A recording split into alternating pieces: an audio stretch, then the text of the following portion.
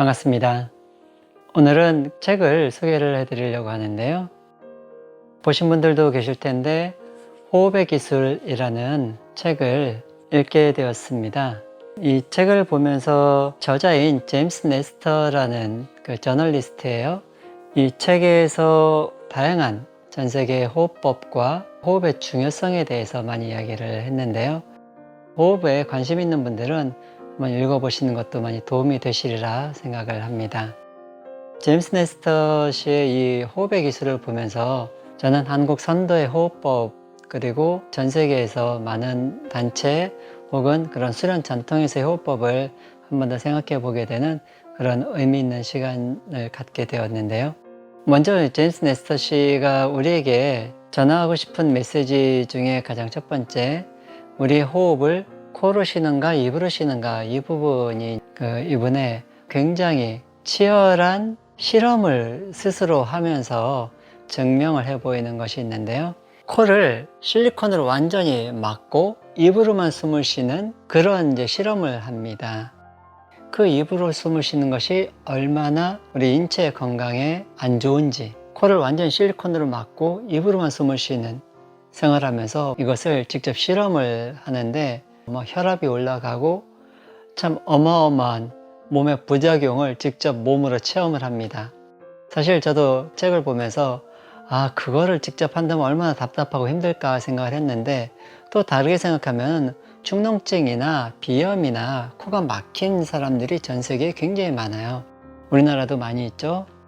저도 가끔 코가 막힐 때가 있기도 하고, 아이들도 비염 많이 있으니까 그렇게 코가 막힌 채로 숨을 쉬고 산다는 것이 얼마나 힘들고 몸에 안 좋은 것인가를 참 다시 한번 생각을 많이 하게 됩니다. 호흡은 먼저 코로 숨을 쉬는 것과 입으로 숨을 쉬는 것 중에 코로 숨을 쉬는 것이 굉장히 중요합니다. 한국 선도에서도 숨을 쉴 때 두 가지로 구분하는 이야기가 있는데요. 문식, 무식, 이렇게 두 개로 표현을 하는데요. 하나는 코로 들여 마시고 입으로 내쉬는 거, 그리고 하나는 코로 들여 마시고 코로 내쉬는 거. 이 두 가지를 호흡법에서 사용을 하고 이야기를 합니다. 입으로 들여 마시는 것은 공기 중에 있는 여러 이물질이나 그런 병균들이 그대로 목으로 들어가기 때문에 그것이 주는 해로운 결과들이 많이 있는데, 코로 들여 마시는 것은 정화작용과 걸름작용이 일어나는 거죠. 그래서 코로 들여 마시는 것이 굉장히 필요하고 중요한데, 코로 들여 마시고 코로 내쉬는 것과 코로 들여 마시고 입으로 내쉬는 것은 약간 차이가 있다.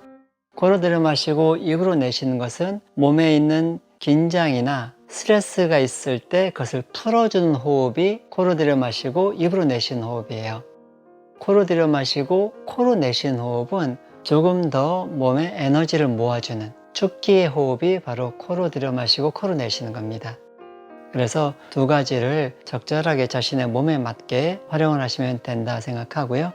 네스터 씨의 이 책에서 코로 숨 쉬는 것이 얼마나 중요한지, 특히 코로 숨 쉬면서 우리 코의 기관지, 코에 있는 후두 폐까지 이 기관 자체가 하나의 시스템으로 연결되어 있기 때문에 코로 숨을 쉬면 쉴수록 코의 기능이 확장되고 코로 숨 쉬는 것이 편해진다는 그런 연구 결과와 코호흡의 중요성을 강조하는 많은 전문가들의 사례들을 직접 책에서 소개를 하고 있는데요.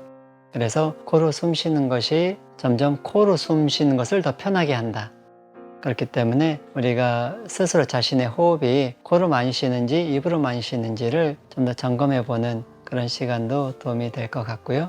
단전호흡과 호흡을 좀 더 체계적으로 훈련하고 싶으신 분은 먼저 자신의 호흡을 점검을 하면서 숨을 들여 마실 때 힘들다고 입으로 자꾸 들여 마시진 않는지를 한번 점검하시면서 코로 들여 마시는 호흡을 좀 더 연습해 보신다면 호흡이 좀 더 편해지고 지금 자신의 상태에서 건강을 회복하는 데 도움이 되리라고 생각합니다.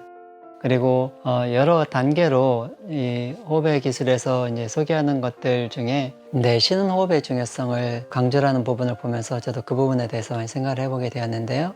우리는 들여 마시는 숨을 중요시 여기는 경우가 많습니다. 예를 들어서 숨이 차다, 그럴 때는 더 많이 들여 마시려고 애를 쓰게 되는 거죠. 들여 마시려고 애를 쓰면 애를 쓸수록 우리의 숨이 더 가빠지게 됩니다. 그런데 충분히 내쉬고 나면은 들여 마신 숨은 자연스러워지는 거죠. 그래서 내쉬는 호흡의 중요성을 많이 강조를 하는데요. 선도에서 강조하는 것 중에 하나가 사람이 죽을 때 숨을 내쉬는가 들여 마시는가, 이 부분을 가르침으로 이야기를 전해 주셨는데요. 사람이 좀 더 살고자 하는, 조금이라도 숨을 연장하고자 하는 바람과 욕심이 있을 때는 한 호흡이라도 더 들여 마시려고 하다가 더 이상 들여 마실 수 없을 때 숨을 멈추는 게 이제 죽음이, 흔히 생각하는 죽음일 수 있는데요. 좀 더 호흡을 통해서 혹은 의식의 성장을 통해서 깨달음의 죽음은, 좀 더 깨어있는 분의 마지막은 편안하게 내쉬는 호흡을 하면서 삶의 마지막 순간을 맞이한다. 편하게 내쉬는 호흡은 욕심이 없고 죽음의 순간에 자신의 모든 것들을 내려놓는 그런 감사의 호흡이 바로 내쉬는 호흡으로 숨을 마무리하는, 인생을 마무리하는 그런 순간의 호흡이 내쉬는 호흡이다. 이렇게 이제 가르침을 전해 주셨는데요. 우리는 충분히 내쉬는 호흡을 통해서 몸 안에 있는 긴장과 스트레스를 풀어주고, 충분히 내쉬었을 때 그때 몸에서 일어나는 많은 화학적 작용들이 우리 몸을 좀 더 편안하고 건강하게 한다. 그것에 대한 이제 사례와 연구 결과들을 책에서 소개를 했는데요. 호흡을 좀 더 편안하고 깊게 하기 위해서도, 그리고 인체에서 일어나는 건강한 작용들을 위해서도 집착과 욕망이 아닌 내쉬고 내려놓는 그런 평화로운 자신을 위해서도 충분히 내쉬는 호흡을 연습해 보시는 것이 도움이 많이 된다, 그렇게 생각합니다. 그리고 다양한 이제 인도의 호흡법이나 혹은 이제 티벳의 투머라고 하는 그런 강력한 호흡법들이 있는데요. 이 책만을 보고 그렇게 호흡을 연습하시는 분들이 혹시 계신다면 시도해 보실 수 있지만 조금 조심하셔야 된다라고 생각합니다. 그 이유는 무엇이냐면은 호흡은 자연스러워야 됩니다. 가장 자연스러운 상태에서 호흡이 이루어질 때 그 자연스러운 호흡의 리듬을 타고 자신의 호흡을 좀 더 깊이 있게든 혹은 좀 더 충분히 호흡의 길이와 깊이를 만들어가는 그런 자연스러운 훈련을 해갈 수가 있는데, 어떤 틀에 자신의 호흡을 자꾸 맞춰 놓다 보면은 그게 오히려 몸에 잘못된 습관을 만들 수가 있고, 그게 혼돈이 일어나서 시스템에 어떤 부작용이 생길 수도 있습니다. 만약에 우울증이나 혹은 답답함이라든가 이렇게 호흡기 질환이 있으신 분들이라면은 먼저 가장 자연스러운 호흡, 제가 저희 김영상 TV에서 단전호흡 시리즈 1편의 호흡의 입문부터 가슴호흡, 단전을 강화한 호흡이나 이렇게 시리즈로 쭉 올려드렸던 것들을 차근차근 훈련하시면서 자신의 긴장과 스트레스를 풀어주고 자연스러운 호흡을 타고 깊은 단전호흡까지 들어가실 수 있도록 그렇게 훈련하시는 것을 사실 더 권해드립니다. 책을 참고로 읽으시면서 호흡이 이렇게 중요하구나 라고 이해하실 수 있는데 활용하시는 것과 자신이 적용할 수 있는 코로 숨 쉬는 것이나 길게 내쉬는 것이라든가 그런 부분들을 활용하시는 것이 도움은 되지만, 자신이 몸이 준비가 안 됐을 때 무리한 호흡을 하면서 잘못된 습관이 들도록 하는 것은 좋지 않다는 말씀을 꼭 드리고 싶고요.